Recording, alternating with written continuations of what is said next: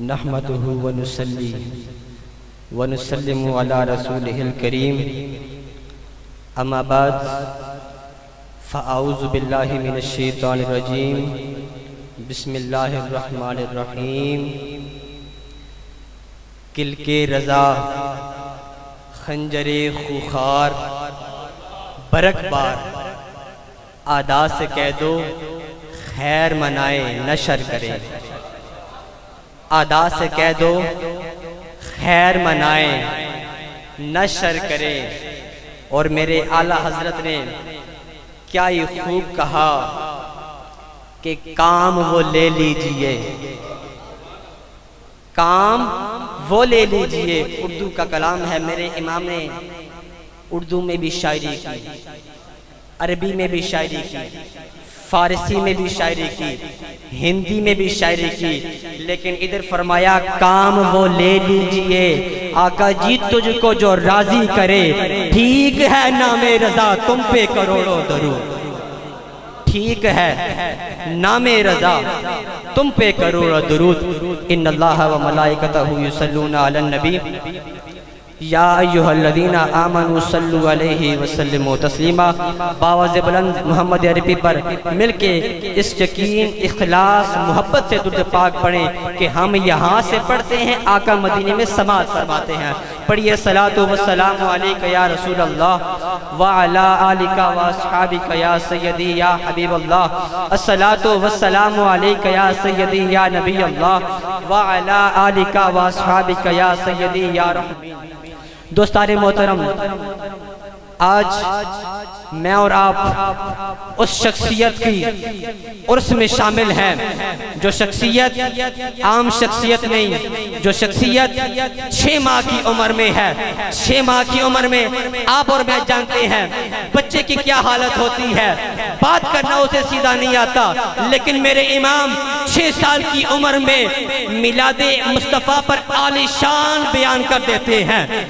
یہاں پر بات ختم نہیں ہوتی دوستان محترم 6 سال کی عمر کے بعد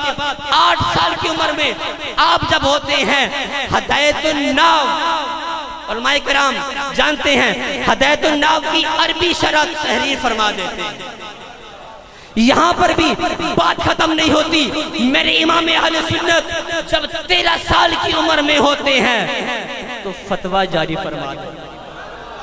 13 سال کی عمر میں جب میرے امام ہوتے ہیں تو فتویٰ جاری فرما دیتے ہیں ایک سائل آتا ہے آپ کے والد محترم مولانا رضا علی خان صاحب رحمت اللہ تعالیٰ علیہ کے پاس آپ فرماتے ہیں کہ مجھے ایک فتویٰ چاہیے آپ نے کہا آپ دارالفتاء میں چلا جائیں جب دارالفتاء میں جاتے ہیں آپ واپس آ جاتے ہیں سائل جب آپ کے والد محترم کے پاس آتا ہے کہتا ہے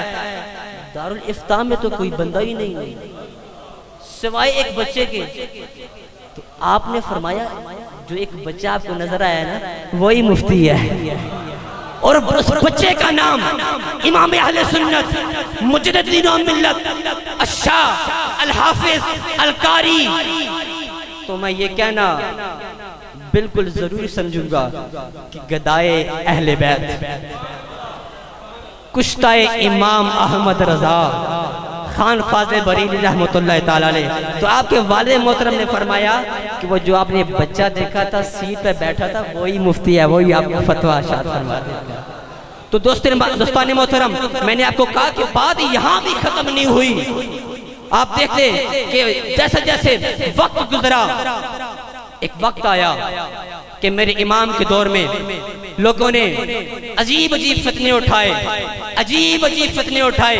ایک وقت آیا کہ لوگوں نے یہاں سے آواز آئی کہنے لگے کہ محمد اور علی جس شخص کا نام ہے وہ کسی چیز کا مالک نہیں ہے یہاں سے آواز آئی کہ حضور صلی اللہ علیہ وسلم کی خاتم النبیین صلی اللہ علیہ وسلم پر اگر کوئی نبی ہونے کا دعویٰ کرے گا تو معاذ اللہ حضور صلی اللہ علیہ وسلم کی نبوت پر کوئی فرق نہیں پڑے گا معاذ اللہ استغفر اللہ ایسے زمانے پر جب یہ فتنے اٹھائے گئے تو میرا امام تنہ تنہا کھڑا تھا تو میرے امام نے کیا لکھا آپ فرماتے ہیں جب ایسے معاملات پیش آئے تو میرے امام اہل سنت نے فتاوی رضویہ میں 14ویں جلد صفحہ نمبر 331 میں ارشاد فرمایا رسالہ النبی المبین خاتم النبیین آیت کریمہ قرآن کریم فرقان حمید میں ما کانا محمد ابا احد من رجالکم ولکن رسول اللہ و خاتم النبیین کی تحت آپ نے منکرین ختم نبوت کو منہ توڑ جواب ارشاد فرما دیا۔